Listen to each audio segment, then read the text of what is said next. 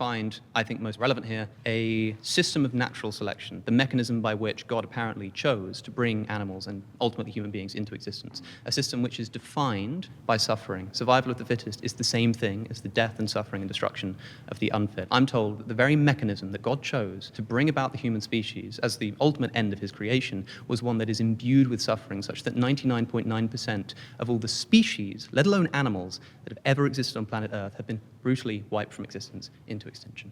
And I think that that's less likely on theism if you assume atheism or materialism. Not only do you explain this, you also come to expect it. What is your, I guess, epistemology? How do you know that this is the case, that it's less likely, and that, an atheist worldview, a naturalistic worldview would look like the way it is today? Of course we don't know, but that's why I use the phraseology of unlikely. I think that if you were to tell somebody who was sort of in some Rawlsian state of nature, hadn't seen the world, and you said that the world has been created by an omnibenevolent, all-powerful God, what kind of world would that person be imagining? And if you dropped them into the world, if you were given the opportunity to become a wild animal, like in 2 seconds, I was just going to turn you into a random wild animal somewhere on planet Earth. I like being a guy. I think you'd probably kill yourself before I had the opportunity, because you know that the life of these animals is almost defined in terms of their suffering.